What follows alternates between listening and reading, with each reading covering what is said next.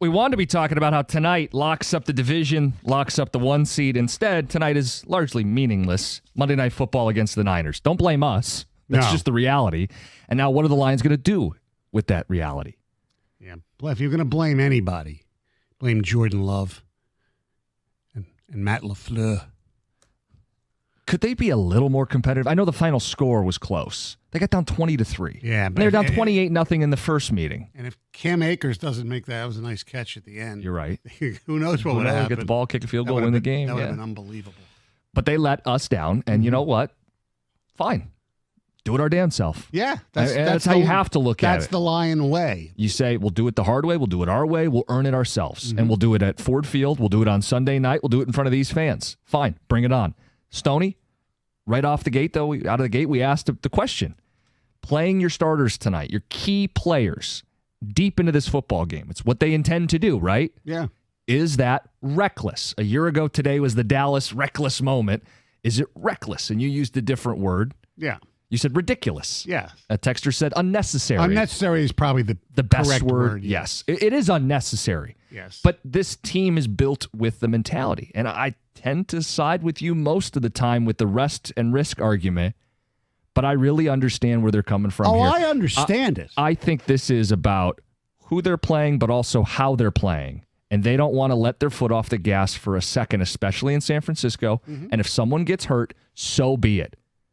I know that sounds like stupid or ridiculous or reckless or unnecessary, but I really think their mentality is if someone gets hurt, put them off to the side, and the next man will step up. And they've kind of been emboldened in this, right? They've lost 22 guys, and they keep stepping up. And it feels like it shouldn't continue, but they continue to do it. And I think that is because of the mentality of this football team, which I don't think they want to throttle down. No. And I don't think they should, to be honest with you. Look, they want to be who they are. Yeah. And I completely understand it. I embrace it.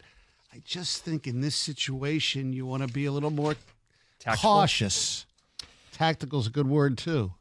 Yeah, a lot of vocab. This one says, biggest wussy station and fan base around, DJ at work. Okay. Call us in, DJ, and tell us what you would do. Well, he'd be a real man. Oh, yeah. That's what he would do. Yeah. That's what he would do. Texter says, nobody's left. Everybody's hurt. Who's going to play? They can't all sit out. Get over it. If someone gets hurt, it wasn't meant to be. I understand. Look, we're talking, I believe, you play your starters to begin the game. What's the lead that you have that you take? It doesn't matter. The lead, the score means nothing. So when is it? Then the fourth quarter, regardless of the score? I go at the half. I'd start. Regardless? Yes, regardless. Once the half, after the first half, I'd start dwindling my starters out. Right or wrong, I don't think there's any world that happens at halftime. No. And I think the only world that happens is the fourth quarter up at least 3 touchdowns. I think if this is a one-score fourth quarter game, Jared Goff is under center and they're trying to score.